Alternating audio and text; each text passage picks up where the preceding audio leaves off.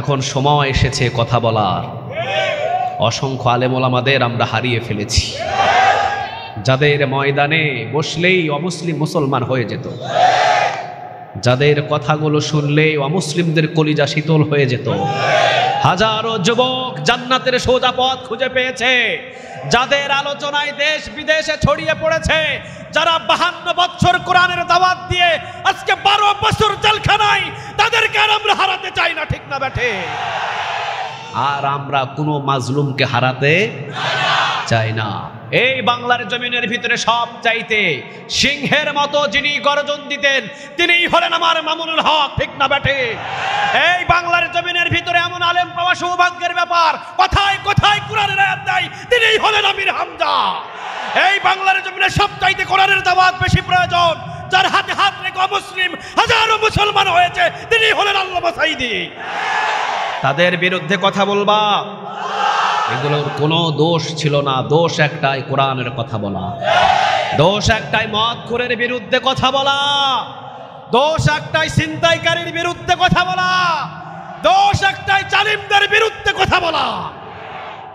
এছাড়া আর কোনো দোষ খুঁজে পায় শয়তান পর্যন্ত বিশ্বাস করে না এমন বিরুদ্ধে তাদের কথাগুলো বলা হয়।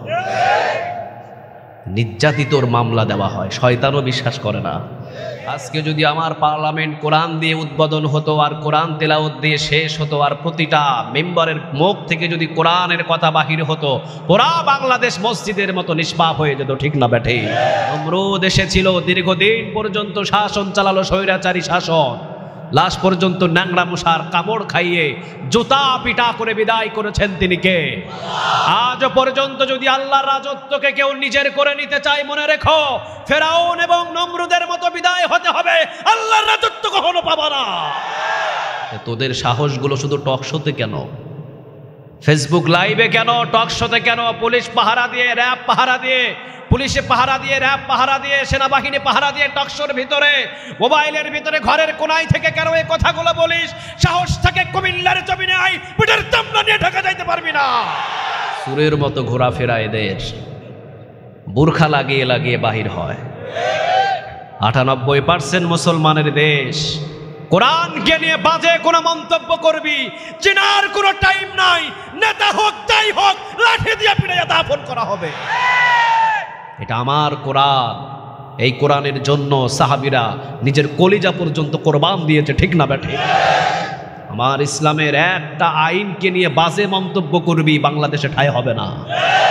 আমার কোরআনের একটা আয়াতকে নিয়ে বাজে মন্তব্য করবি, বাংলাদেশে ঠাঁই হবে না। তসলিমা নাসরিন পালানোর সুযোগ পেয়েছে, নতুন করে নাস্তিক পালানোর সুযোগ দেওয়া হবে না। অনেক আমরা সহ্য করেছি, ঠিক না বেঠিক? এখন আমরা জাগ্রত হয়েছি। খালিদ বিন ওয়ালিদের শক্তি ছিল কম না বেশি? আরো জোরে বলেন। যেই যুদ্ধের ময়দানে পা দিয়েছেন সেখান থেকে বিজয় এনেছেন। সুবহানাল্লাহ বলবেন না? মাঝে মাঝে খালিদ বিন ওয়ালিদকে প্রশ্ন করা হতো, আপনি কিভাবে বিজয় আনেন? উনি বলেন, আমার রাসূলের কয়েকটা চুল ছিল আমার কাছে, আমি মাথায় নিয়ে যুদ্ধে নেমে যেতাম। সুবহানাল্লাহ বলবেন না? খালিদ বিন ওয়ালিদকে বলা হতো, খালিদ যুদ্ধের ময়দানে নেমে তোমার চিন্তা ভাবনা কি থাকে? তিনি বলেন, যুদ্ধের ময়দানে যখন আমি নামি, পৃথিবীর কোনো শক্তিকে আমি পরোয়া করি না, আমি মনে করি আমার সাথে একজন আছেন, তিনি কে? যেখানে আল্লাহ আমার সাথে আছেন সেখানে আমার সাথে পেরে ওঠার মতো পৃথিবীর কারো ক্ষমতা, সেই মান আল্লাহ যেন আমাদের দান করে। আমরা বলি আমিন, আরো জোরে বলি আমিন। যুদ্ধের ময়দানে যান, জিহাদের ময়দানে সৈন্য কতটুকু আছে দেখার দরকার নাই, আমাদের সাথে আছেন কে? যেখানে আল্লাহ আছে সেখানে কাফেরদের শক্তি কখনো বেশি হতে পারে? আরো জোরে বলেন। 1 লক্ষ সৈন্যর সাথে খালিদ বিন ওয়ালিদকে পাঠানো হলো। ওমর রাদিয়াল্লাহু তাআলা আনহু বললেন, যাও খালিদ, সেনাপতির দায়িত্ব দিয়ে তোমাকে যুদ্ধের ময়দানে পাঠালাম। 1 লক্ষ সৈন্যের সাথে খালিদ বিন ওয়ালিদ কয়েক হাজার সৈন্য নিয়ে যুদ্ধের ময়দানে দাঁড়িয়ে আছেন। 1 লক্ষ কাফেরদের যে লিডার ছিল সে বলছে খালিদ কার নাম? খালিদ বিন ওয়ালিদ তরবারি তুলে বলছেন, আমার নাম খালিদ। সুবহানাল্লাহ। বাড়িতে গিয়া অনেক নাম শুনেছি তোমার, অনেক নাম শুনেছি তোমার, কিন্তু দেখি নাই তুমি নাকি যেই ময়দানে পা রাখো ওই ময়দানে নাকি কালেমার পতাকা উড়ে যায়। আজকে দেখবো কিভাবে তুমি কালেমার পতাকা উড়াও। এখানে কি হচ্ছে? এখানে বাজতেছে যে ওয়াজ বাজতেছে, অফ করে দেন। আমার কানে কোনো আওয়াজ আসলে আবার ঝামেলা হবে। খালিদ বিন ওয়ালিদ রাদিয়াল্লাহু তাআলা আনহু তিনি বললেন, ঠিক আছে দেখো। চলে গেলেন এই কাফেরদের সেন্ট্রাল লিডার যিনি, চলে গেলেন 1 লক্ষ কাফের ডিঙিয়ে তিনি তার তাঁবুর ভিতরে প্রবেশ করলেন। তিনি বললেন, খালিদ বিন ওয়ালিদকে ডেকে নিয়ে আসো। চিন্তা করে দেখেন, 1 লক্ষ কাফের সামনে দাঁড়ানো। খালিদ বিন ওয়ালিদ রাদিয়াল্লাহু তাআলা আনহুকে গিয়ে বললেন, খালিদ, তোমাকে আমাদের কাফেরদের যে সেনাপতি উনি ডেকেছেন, উনি তরবারি নিয়ে সোজা 1 লক্ষ কাফেরদের মাথার উপরে ডিঙিয়ে তাঁবুর ভিতরে বাম পা ঢুকিয়ে দিলেন। সুবহানাল্লাহ। বাড়িতে গিয়া 1 লক্ষ যেখানে কাফের দাঁড়ানো আছে, ওই কাফের লিডারের তাঁবুতে উনি বাম পা আগে ঢুকিয়ে দিলেন। সুবহানাল্লাহ বলেন। কি সাহস ছিল তার! খালিদ বিন ওয়ালিদ রাদিয়াল্লাহু তাআলা আনহু বাম পা ঢুকালেন। ইহুদি বললেন, খালিদ বাম পা ঢুকালেন কেন? খালিদ বিন ওয়ালিদ বললেন, টয়লেট যেমন তোর তাঁবু তেমন, ঠিক না ব্যাঠিক?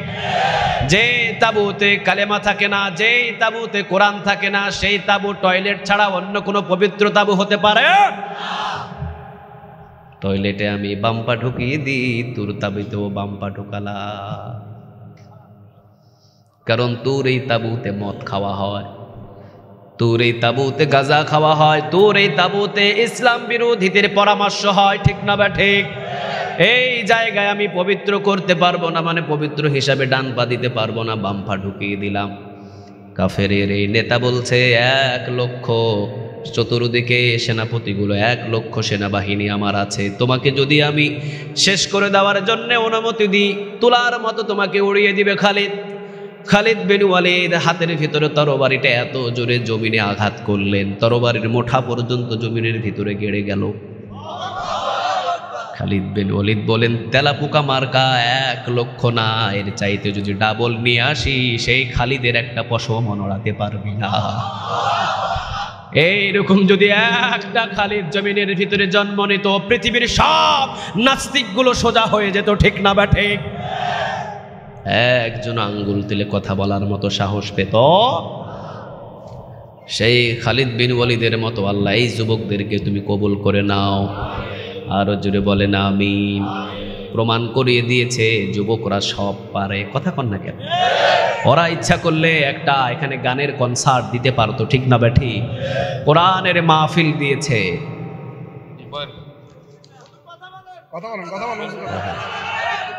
জি জি জি, হ্যাঁ কথা বলছি ইনশাআল্লাহ, আপনারা বসে থাকেন, অসুবিধা নেই। না, আমি কোরআনের ময়দানে যতটুকু পারি কথা বলার চেষ্টা করি, কোরআন থেকে হাদিস থেকেই কথা বলি। কারণ কোরআন হাদিস যেখানে আমরা থাকব, যেখানে কোরআন নাই সেখানে আমরা নাই। তাগুতদেরকে তো কোরআনওয়ালারা কখনো সাপোর্ট দিতে পারে না, ঠিক না ব্যাঠি? মুনাফিকের সাথে কোরআনওয়ালাদের কোনো সম্পর্ক। কার কথা? আরো জোরে বলেন কার? কোরআন আছে যেখানে আমরা থাকবো সেখানে। আল্লাহ এই যুবকদের তুমি কোরআনের খাদেম হিসাবে কবুল করে নাও। আরো জোরে চিৎকার দিয়ে বলেন আমিন। সালমান ফারসি রাদিয়াল্লাহু তাআলা আনহুর মতো এই সমস্ত যুবকদের কবুল করো। কারণ সালমান ফারসি রাদিয়াল্লাহু তাআলা আনহু ছিলেন আখিরাতের পাগল, ঠিক না ব্যাঠিক? রাসূল সাল্লাল্লাহু আলাইহি ওয়াসাল্লাম যখন দুনিয়া থেকে বিদায় হয়ে চলে গেলেন, ওমর রাদিয়াল্লাহু তাআলা আনহু সালমান ফারসি রাদিয়াল্লাহু তাআলা আনহুকে একটা দেশের গভর্নর বানালেন। 3 বছর তিনি ওই দেশের গভর্নর ছিলেন, কিন্তু নিজের একটা বাসভবনের ঘর ছিল না। কি জীবন গড়েছেন তিনি! আজকে আমার দেশের ভিতরে একটা পাতি নেতার ড্রাইভারও কোটি টাকার মালিক হয়ে যায়। কোথায় যায় টাকা আমরা ঠিকই টের পাই, ঠিক না ব্যাঠি? পোল্ট্রি মুরগি এখন 220 টাকা কেজি। কি খাইবেন? কত টাকা?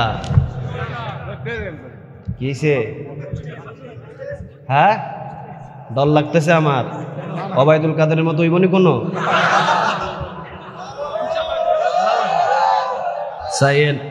প্রয়োজনে স্টেজ থেকে মানুষ একটু কমানোর চেষ্টা করেন, না হয় আমারে নামায়া দেন।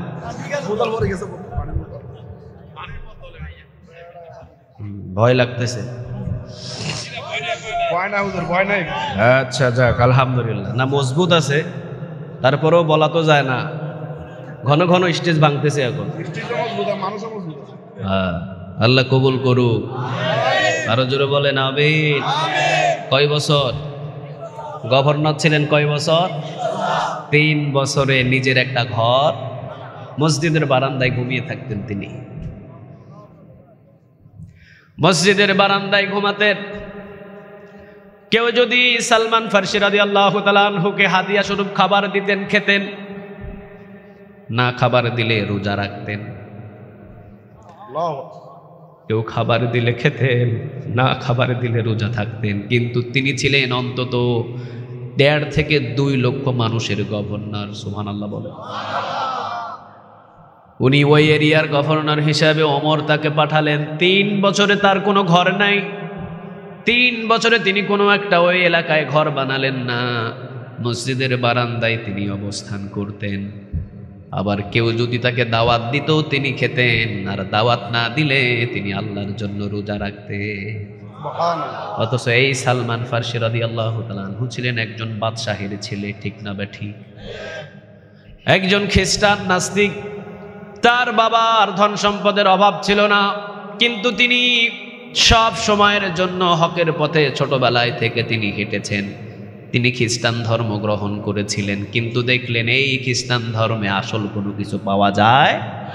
যেখানে রাসূল চলে এসেছেন ওই জায়গায় খ্রিস্টানের ধর্ম কোনো ধর্ম হতে পারে? ঈসা আলাইহিস সালামও যদি এখন আসেন, তিনিও পড়ে নেবেন লা ইলাহা ইল্লাল্লাহু মুহাম্মাদুর রাসূলুল্লাহ সাল্লাল্লাহু। একজন সাহাবী কালেমার দাওয়াত দিলেন। উনি ওই কালেমার দাওয়াতটা শুনলেন। উনি বললেন, আমি খ্রিস্টান, আমি মুসলমান হতে চাই। কোথায় গেলে আমি মুসলমান হতে পারবো? তিনি বললেন, তুমি যদি মুসলমান হতে চাও আর ইসলামের জন্য জ্ঞান শিখতে চাও, চলে যাও মদিনায়। সাথে সাথে খ্রিস্টান ত্যাগ করে কালেমা পড়ে মুসলমান হয়ে মদিনায়। সুবহানাল্লাহ। মদিনায় এসে 4 থেকে 5 বছরেরও বেশি তিনি গোলামি করেছেন। কয় বছর? 4-5 বছরেরও বেশি তিনি গোলামি ছিলেন। গোলামি হালতে তিনি মদিনায় জীবন কাটিয়েছেন। রাসূল যখন মদিনার গভর্নর, রাসূল সাল্লাল্লাহু আলাইহি ওয়াসাল্লামের কাছে সালমান ফারসি রাদিয়াল্লাহু তাআলা আনহু একদিন কাঁচা খেজুর নিয়ে আসলেন, হাদিয়া দিলেন। রাসূল বললেন, না আমি কাঁচা খেজুর খাই না, তুমি সাহাবীদেরকে দিয়ে দাও। দিয়ে দিলেন, চলে গেলেন। পরের দিন পাকা খেজুর আনলেন। রাসূল পাকা খেজুর খেলেন। আর সালমান ফারসিকে জিজ্ঞাসা করলেন, তোমার নাম কি? তিনি বললেন, আমার নাম সালমান। তুমি কি করো? আমি গোলাম। তুমি গোলাম হলে কেন? বিস্তারিত সব ঘটনাগুলো তিনি বললেন। আমি কালেমা পড়েছি, কিন্তু এখনো আমার কালেমাটা আমি গোপন রেখেছি। যেহেতু আমি গোলাম, এই কালেমা আমি প্রকাশ করতে পারি না। রাসূল বললেন, যাও, তোমার মালিক তোমাকে কি দিয়ে মুক্ত করে দিবে? আমি মুহাম্মদ তোমাকে মুক্ত করে দেব। এটাই হলো মুসলমানের প্রতি ভালোবাসা। আপনি খাবেন আর আরেকজন খাবে না, এটার নাম মুসলমান না, ঠিক না বেঠি? মুসলমানের শরীর হয় কয়টা? আরো জোরে বলেন কয়টা? আজকে তুরস্কের মুসলমান বিপদে পড়েছে। বাংলা জমিনের ভিতরে সবচাইতে বেশি আগে হেঁটেছে আলেম ওলামারা, ঠিক না বেঠি? আজ সুন্নাহ ফাউন্ডেশন, শায়েখ আহমদুল্লাহ, কোটি কোটি টাকা তার আয়ত্তে এসে সমস্ত টাকাগুলো সেই তুরস্কে পাঠানো হয়েছে। আলহামদুলিল্লাহ বলেন। কাকে মুসলমানিত্ব শিখাও? বাংলাদেশে যদি চেয়ারগুলোতে হক্কানি আলেম ওলামারা বসতো, আল্লাহর কসম বাংলাদেশ রহমত বরকতে ভরে যেত। যেখানে কোরআন, যেখানে ইসলাম, সেখানেই শান্তি, ঠিক না বেঠি? রাসূল বলছেন, যাও সালমান, তোমার মালিককে গিয়ে বলো কি করে তোমার মালিক তোমাকে মুক্ত করে দিবে। যাও। সালমান ফারসি রাদিয়াল্লাহু তাআলা আনহু তিনি আসলেন, তার মালিককে বললেন, আপনি আমাকে কিসের বিনিময় মুক্ত করে দিবেন? তিনি বললেন, 100 আমাকে, ঠিক 100 আমাকে সেই খেজুরের গাছ লাগিয়ে দিয়ে খেজুরের গাছের একটা বাগান দিতে হবে। 100 বাগান যদি আমাকে দিতে পারো খেজুর গাছের, তাহলে তোমাকে মুক্ত করে দিব। কারণ নাস্তিক, বেদুইন, ইহুদি সব সময় সম্পদের মালিক হয়, আর ইসলামের যারা পাগল তারা নেক কাজের মালিক হয়। ঠিক না বা ঠিক? তারা কখনো দুনিয়া চায় না, তারা চায় আখিরাত। আর সব সময় নাস্তিক, ইহুদি তারা হয় দুনিয়া পাগল। তিনি বললেন 100 ঠিক খেজুরের বাগান দিতে হবে, মানে 100 গাছ খেজুর যাতে ধরে এইরকম 100 খেজুর গাছের বাগান আমাকে দিতে হবে। সালমান ফার্সি কেঁদে দিয়ে বললেন, রাসূল আমাকে মুক্ত করতে হবে না। রাসূল বললেন, যাও তোমার মালিককে বীজ রোপণ করতে, বীজগুলো রেডি করতে বলো, আমি রাসূল আসতেছি। সুবহানাল্লাহ বলেন। সালমান ফার্সি এসে বললেন, আমার রাসূল আসতেছেন আপনার কাছে, আপনি 100 খেজুরের বীজ দেন, 100 খেজুরের বীজ দিবেন, আমার রাসূল রোপণ করে দিবেন, দেখবেন খেজুরের গাছ তৈরি হয়ে যাবে। রাসূল সাল্লাল্লাহু আলাইহি সাল্লাম এই দিক থেকে খেজুরের বীজ রোপণ করেন, পিছন থেকে খেজুর ধরা শুরু করে দেন। বরকত দিয়েছেন তিনি কে? আরো জোরে বলেন। দুইটা বর্ণনা পাওয়া যায়। আরেকটা বর্ণনা, রাসূল খেজুরের গাছ রোপণ করে দিয়েছেন, 1 সপ্তাহ পর সব খেজুর গাছে খেজুর দিয়েছেন তিনি কে? কোন কোন বর্ণনায় তিনি খেজুর গাছ রোপণ করে শেষ যখন 99টার পর 1টা রোপণ করেছেন, 100টা পূরণ করেছেন, পিছন থেকে খেজুর ধরা শুরু হয়েছে। সালমান ফার্সির সেই মালিককে বললেন, যাও তোমার মালিককে নিয়ে এসো। মালিক এসে অবাক। সালমান ফার্সি রাদিয়াল্লাহু তাআলা আনহুকে মুক্ত করে দিলেন। কয়েকদিন পরে এই মালিক ও ইসলামের পাগল হয়ে পড়ে নিলেন, লা ইলাহা ইল্লাল্লাহ মুহাম্মাদুর রাসূলুল্লাহ সাল্লাল্লাহু। আল্লাহ রাব্বুল আলামিন বললেন, ওয়ামা আরসালনাকা ইল্লা রাহমাতাল লিল আলামিন। ও নবী, আপনি যেখানে রহমত সেখানে। সুবহানাল্লাহ। যেখানে আপনার কদম পড়ে সেখানে আমি রহমত দিয়ে পরিপূর্ণ করে দিই। যেখানে আপনার কদম সেখানে বরকত। ঠিক না বা ঠিক? যেখানে রাসূলের আদর্শ নাই সেখানে বরকত। আর রাসূলে বলে, যেখানে রাসূলের আদর্শ সেখানে বরকত। ঠিক না বা ঠিক? এই সালমান ফার্সি মুক্ত হলেন, কালেমা পড়লেন, মুসলমান হলেন। তিনি 3 বছর রাসূল যখন বিদায় হয়ে গিয়েছিলেন, ওমর তাকে একটা দেশের গভর্নর করে পাঠিয়েছিলেন। 3 বছর থাকলেন, নিজের কোনো ঘর বাড়ি, সবাই বলেন ঘর বাড়ি, অথচ একটা দেশের গভর্নর। এবার 3 বছর পরে তার কাছে এসে সবাই বললেন, সালমান ফার্সি, আপনি যদি আমাদেরকে একটা অনুমতি দেন, আপনার জন্য আমরা একটা ঘর বানাবো। সালমান ফার্সি বললেন, না আমার ঘর লাগবে না। সবাই বললেন, না আপনার জন্য আমরা একটা ঘর বানাবো। সালমান ফার্সি বললেন, ওই যে দেখো, যেই ঘর দেখো এটাই আমার ঘর। সবাই তাকিয়ে দেখলেন ওইটা মসজিদ। আসলে মুসলমানের ঘর তো মসজিদ। ঠিক না বা ঠিক? কারণ মসজিদের ভিতরে যদি আপনার কলিজাটা ঝুলিয়ে রাখেন, আরশের ছায়ার নিচে জায়গা দিবেন তিনি কে? সাবআতু ইউযিল্লুহুমুল্লাহু ফি যিল্লিহি ইয়াওমা লা যিল্লা ইল্লা যিল্লুহু ইমামুল আদিল ওয়া শাবুন নাশাআ ফি ইবাদাতিল্লাহ ওয়া রাজুলুন কলবুহু মুআল্লাকুন ফিল মাসাজিদ। রাসূল তো বলেন নাই ঘরের ভিতরে কলিজা ঝোলাও, রাসূল বলেছেন মসজিদের ভিতরে কলিজা ঝোলাও, আরশের ছায়ার নিচে জায়গা দিবেন তিনি কে? সালমান ফার্সি বললেন, মসজিদে আমার ঘর, এটাই আমার ঘর, আমার দ্বিতীয়ত ঘর কোনো লাগবে না, তোমরা চলে যাও। সবাই বললেন, না আমরা সবাই মিলে আপনাকে একটা ঘর বানিয়ে দিতে চাই, ব্যাস। সালমান ফার্সি বললেন, ঠিক আছে, যখন আমার জন্য একটা ঘর বানাবা বানাও, তবে আমার মাথা থেকে পা পর্যন্ত মাপ দাও, এতটুকুই আমার ঘর লম্বা হবে। কি বুঝলেন? মাথা থেকে পা পর্যন্ত যতটুকু আমি লম্বা, আমার ঘরের লম্বা হবে এতটুকু। আমার শরীর যতটুকু চওড়া, এখান থেকে 2 দিকে আধাত বাড়বে, এর চাইতে বেশি বড় ঘর আমার প্রয়োজন। সবাই বললেন, কিভাবে এত ছোট ঘর আমরা বানাবো? সালমান ফার্সি রাদিয়াল্লাহু তাআলা আনহু তিনি বললেন, যাও, আমার জন্য এই ঘরটাই প্রযোজ্য। দুনিয়ার দালান কোটা বাড়ি গাড়ি, এই বাড়ি ঘর আমার দরকার নাই। আমার মাথা থেকে পা পর্যন্ত মাপ দাও, আর আমার ডানে বামে আধাত পর্যন্ত লম্বা করে ঘর বানাও। ওই ঘরটা হলো আমার কবরের ঘর, ওইটাই আমার আসর ঘর। ঠিক না বেঠি? আপনারা এখানে সবাই বসে আছেন, আজকেই তো একটা মানুষ আপনাদের এলাকায় ইন্তেকাল করেছে। কোথায় রেখে আসছে? কোথায়? আপনি মারা গেলে কোথায় থাকতেন এখন? চিন্তা করছেন কোনোদিন? মৃত্যুর ভয় যদি কারো ভিতরে থাকে, ওই মানুষটা ইসলাম বিরোধী হয় না, ওই মানুষটা কোরআন বিরোধী হয় না, ওই মানুষটা ইসলামের বিরুদ্ধে কোনো কথা বলে না, ঠিক না বেঠে? মৃত্যুর ভয় নাই তো এদের। এই জন্য যখন যা মুখে আসে তখন তাই বাহির করে, ঠিক না ঠিক? আমাদের ভিতরে মৃত্যুর ভয় কম না বেশি? আল্লাহ এই যুবকদেরকে সালমান ফার্সির মতো দুনিয়া বিমুখ বানায় দাও, আমরা বলি আমিন। আরো জোরে চিৎকার দিয়ে বলেন আমিন। সাহাবীরা সব সময় আখিরাতকে ভালোবেসেছেন, আমরা আখিরাতকে ভালোবাসি কম না বেশি? এখানে বসেছি কার ভালোবাসায়? আরো জোরে বলেন কার? একজন সাহাবী রাসূলের ওযুর পানি ঢেলে দিচ্ছেন। কিসের পানি? কিসের পানি? ওযুর পানি ঢেলে দিচ্ছেন একজন সাহাবী।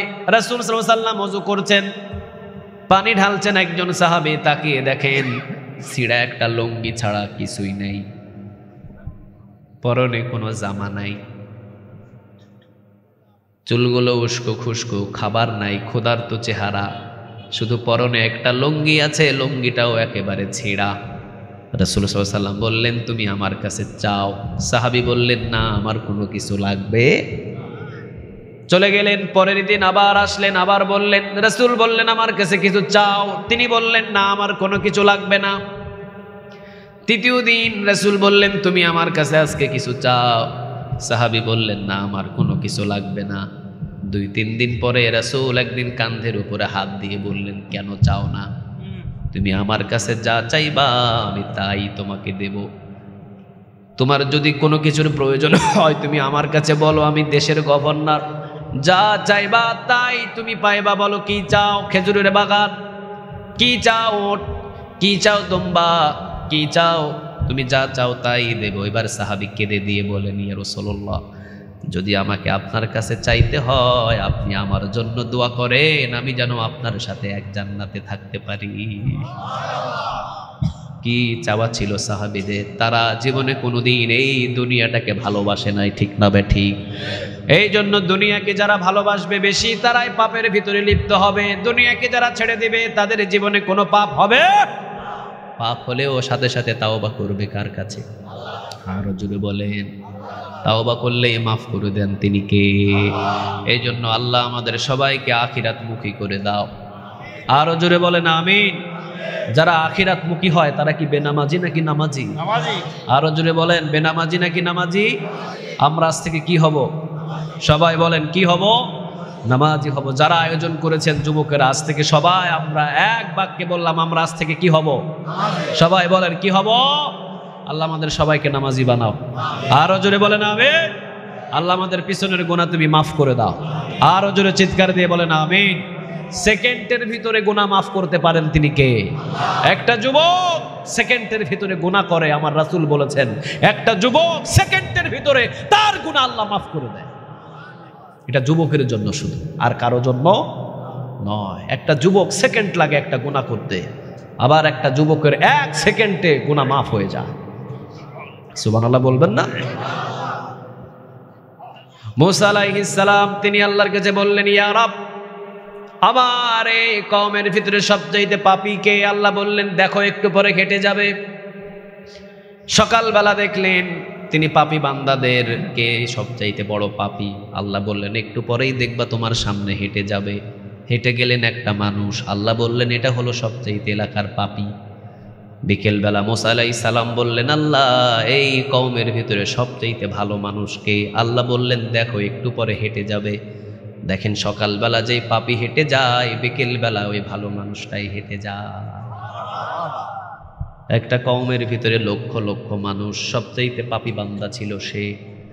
আবার বিকেলবেলা সবচাইতে লক্ষ লক্ষ মানুষদের ভিতরে ভালো মানুষ বানাইছে তিনি কে?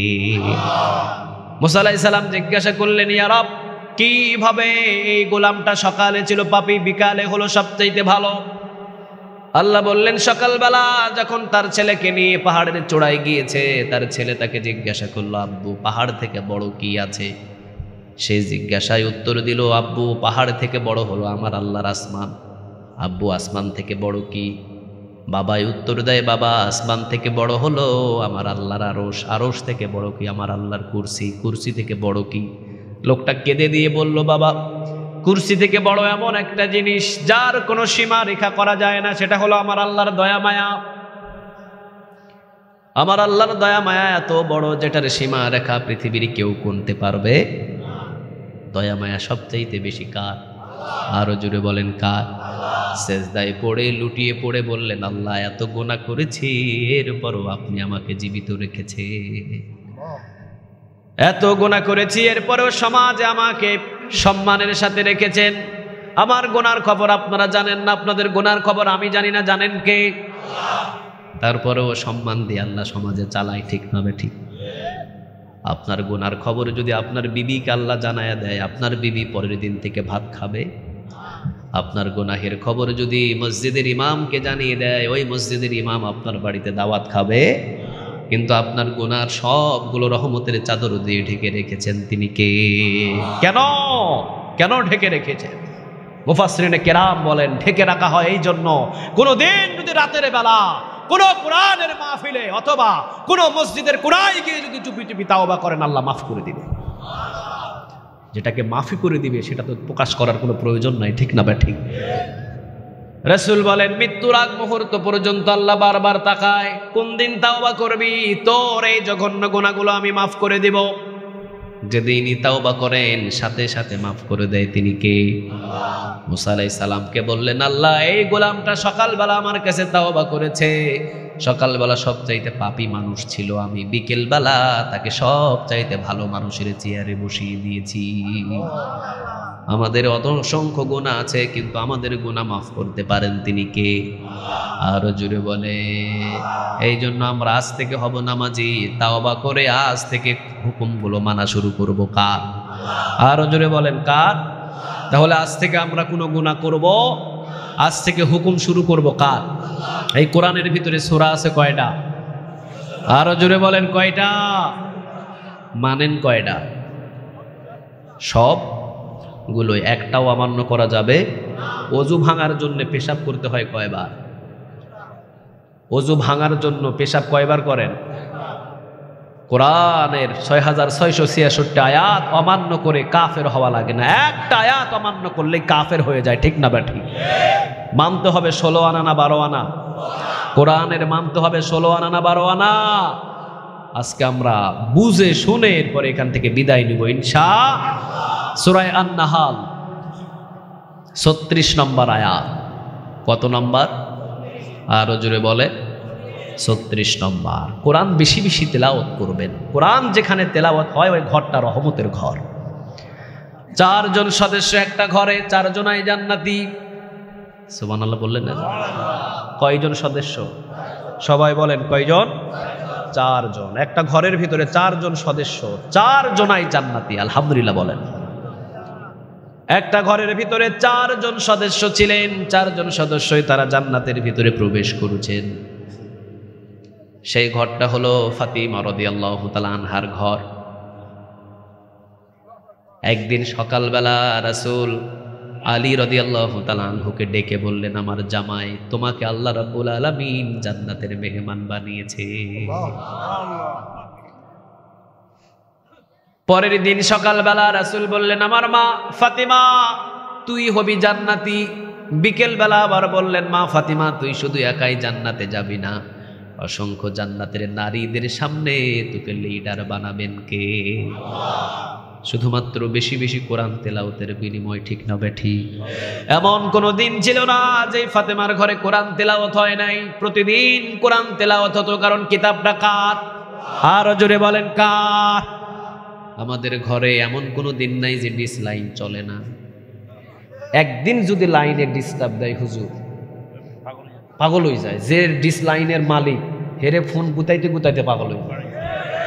একদিন যদি করে লাইনে বাঁশ টাস পড়ে যদি লাইন কেটে যায়, আল্লাহ কিয়ামত শুরু হয়। কয়দিন আপনার ঘরে আপনার বিবি কোরআন তেলাওয়াত করে নাই? কয়দিন আপনি এভাবে শাসন করেছেন? কয়দিন? যে বাক্সটা ঘরে বসাইছেন ওটা জাহান্নামের বাক্স। হ্যাঁ, ভালোভাবে যদি ব্যবহার করতে পারেন, কোরআন তেলাওয়াত ওয়াজ সেটা আলাদা, দেশের খবর। একটা গ্লাস, এই গ্লাস দিয়ে মদও খাওয়া যায়, মধুও খাওয়া যায়, ঠিক না ব্যাঠিক? কিন্তু এমন এমন কিছু চ্যানেল ওখানে দেওয়া আছে যেগুলো দেখলে জাগাতি মান শেষ। ইন্ডিয়ার যত সিরিয়ালগুলো, এই ইন্ডিয়ার সমস্ত সিরিয়ালগুলো বন্ধ করার জন্য কত প্রতিবাদ আমার বাংলাদেশে করা হয়েছে। একটা উল্লুক্কা পাঠা এই সিরিয়ালগুলো বন্ধ করার জন্য একটা কথাও বলে নাই। কিন্তু ইসলামী টিভি ওটা বন্ধ করে দিয়েছে। ওটা আগেই বন্ধ, কারণ যেখানে হক কথা প্রচার হয় ওইটা কখনো তারা সহ্য করতে পারে, কখনোই সহ্য করতে পারে না। যেই ঘরে কোরআন তেলাওয়াত বেশি ওই ঘর জান্নাতের ঘর, ওই ঘর রহমতের ঘর, ওই ঘর বরকতের ঘর, ঠিক না ব্যাঠিক? সকালবেলা আলী রাদিয়াল্লাহু তাআলা আনহুকে বললেন তুমি জান্নাতি। আশারায়ে মুবাশশারার ভিতরে ৪ নম্বরে নাম আলীর দিয়েছেন, তিনি কে? এবার পরের দিন সকালবেলা বললেন মা ফাতিমা তুইও জান্নাতে যাবি। সুবহানাল্লাহ নাই? একটু পরেই বিকেলবেলা আবার রাসূল বলছেন মা তুই একা জান্নাতে যাবি না, অসংখ্য জান্নাতি নারীর সর্দার বানাবে তোকে আল্লাহ। গর্ভ থেকে সন্তান এলো 2 জন। কয়জন? আরো জোরে বলেন। দেখেন কোরআন তেলাওয়াতের ফজিলত, যে ঘরে কোরআন তেলাওয়াত হয় কত রকম ফজিলত। 2 জন সন্তান এলো, হাসান আর হুসাইন রাদিয়াল্লাহু তাআলা আনহুমা। রাসূল সাল্লাল্লাহু আলাইহি ওয়াসাল্লাম বললেন মা তোর 2টা সন্তানই জান্নাতে যাবে।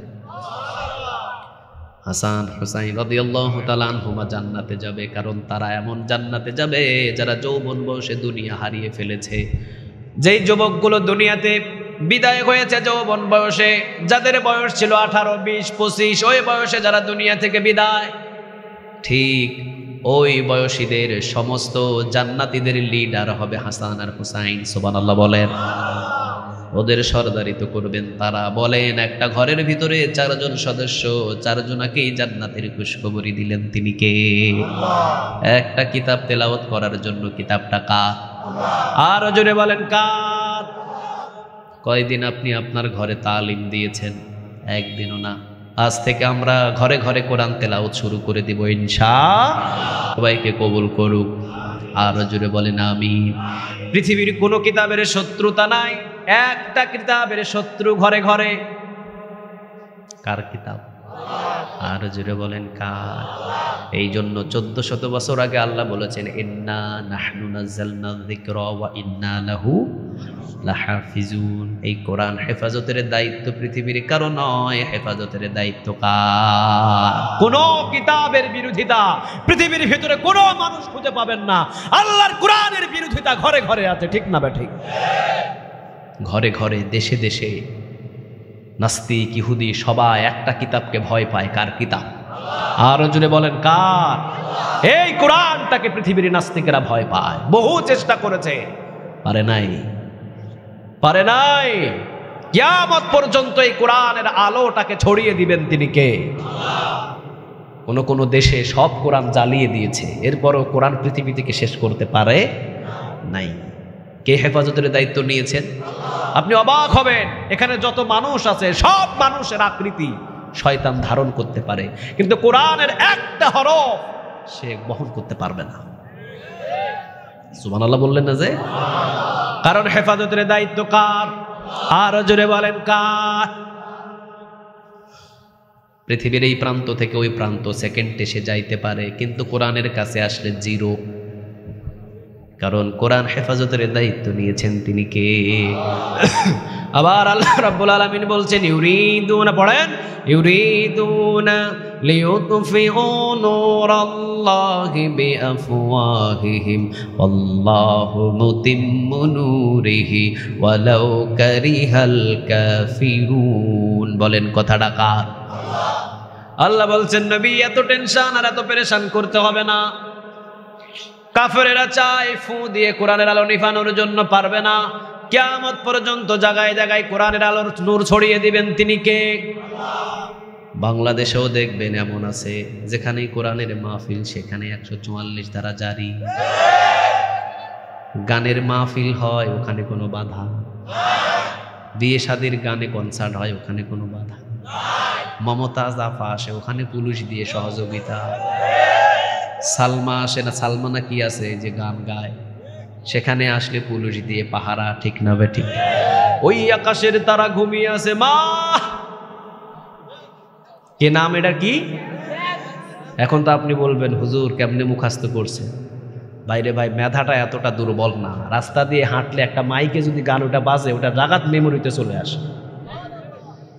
এতই কি দুর্বল আমাদের মেমোরি, কি মনে করেন? হ্যাঁ, কোরআনের এই 30টা পারা কিভাবে মাথার ভিতরে নিয়ে আসা আছে, ওদের মেমোরি কি দুর্বল হয়? হাফেজদের মেমোরি দুর্বল না, দুর্বল নয়। ওই আকাশের তারা ঘুমিয়ে আছে মাতে, তোর মা যদি আকাশের তারায় ঘুমায় তুই এখানে উঠবি কেমনে? গানের কোনো মিল নাই, ছিঁড়ে যায় ফেটে যায়, জোড়া দেওয়ার কোনো বুদ্ধি নেই।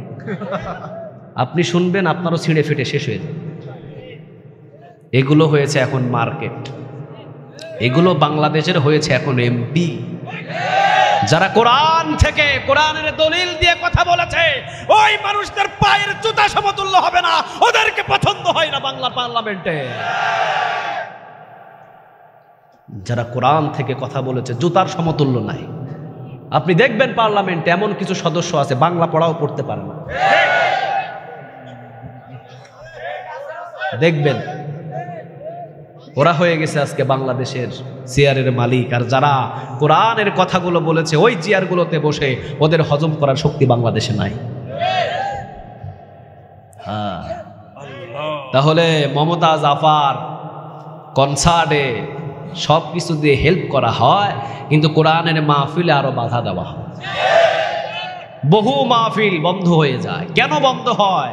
কারণ ওই কাফের গুলো, ইসলাম বিরোধী গুলো চিন্তা করে কোরআনের মাহফিল বন্ধ করে দিলেই মনে করে যে এটা দমড়িয়ে দেওয়া হলো, এদের শক্তি কমে গেল। আরে না, এটার নূর ছড়ানোর দায়িত্ব কার? আরো জোরে বলেন কার?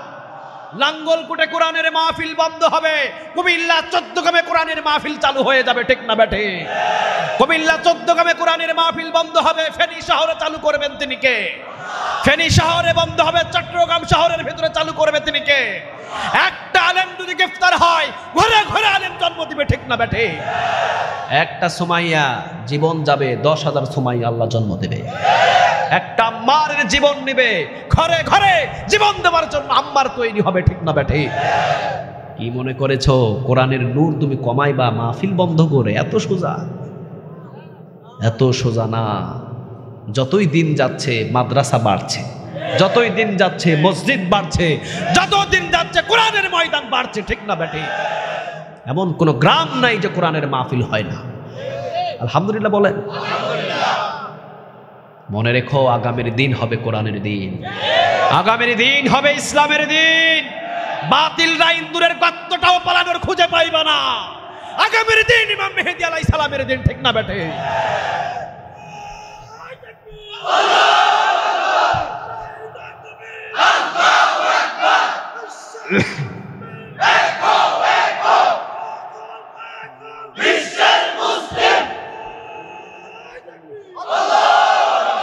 আল্লাহ তুমি কবুল করো। আরো জোরে বলেন আমিন।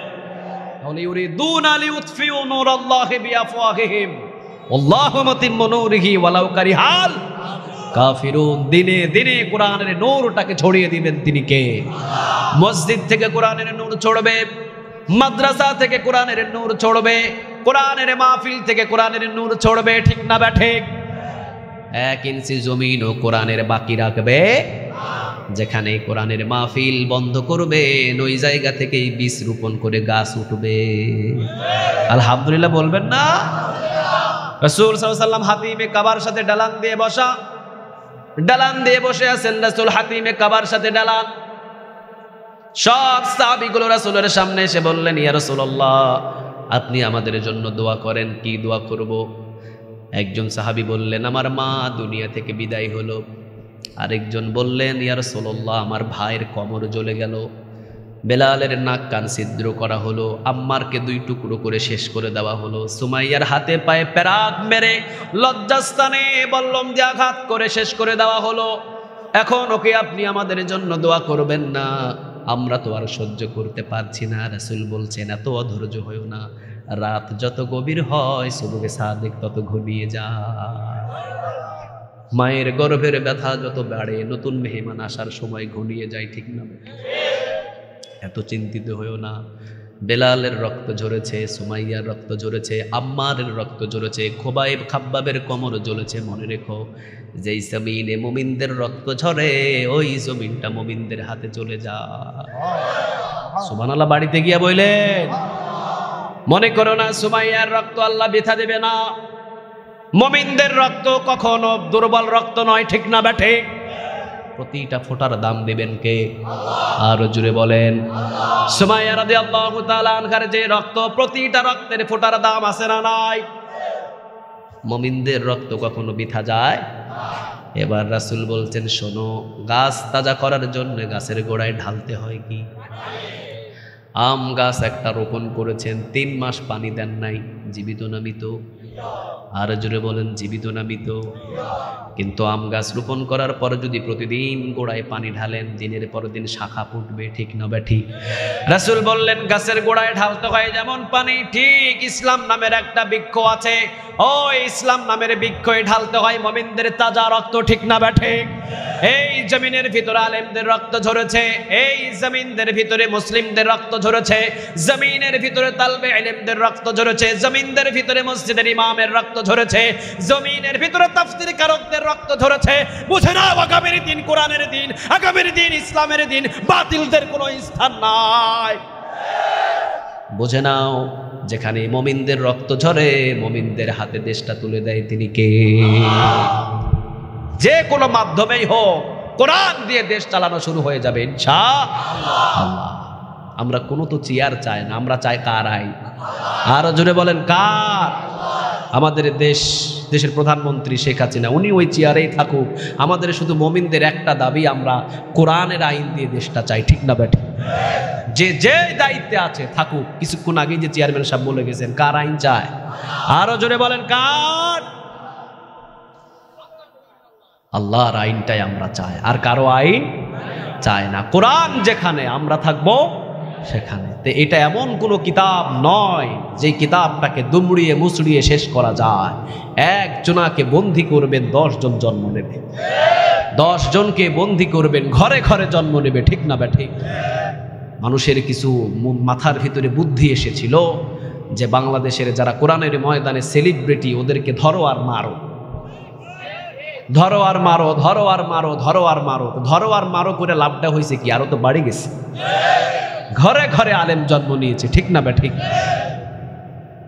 আলহামদুলিল্লাহ বলবেন না? শেখ সায়েদী রাহিমাহুল্লাহ একটা কথা বলেছিলেন। তার কথাটা হলো, এমন একটা সময় আসবে নাস্তিকগুলো, বেঈমানগুলো, কোরআন বিরোধীগুলো, ইসলাম বিরোধীগুলো মুমিনদের ফাঁসির রায় লিখে লিখে তাদের কলমের কালি শুকিয়ে যাবে, কিন্তু মুমিনদের ফাঁসির রায় লিখে মুমিনদের শেষ করতে পারবে? আরো জোরে বলেন, পারবে? 1000 মুমিনদের বিদায় করে দিবেন, ওইদিকে 10,000 মুমিনরা জীবন দিতে প্রস্তুত হয়ে যাবে।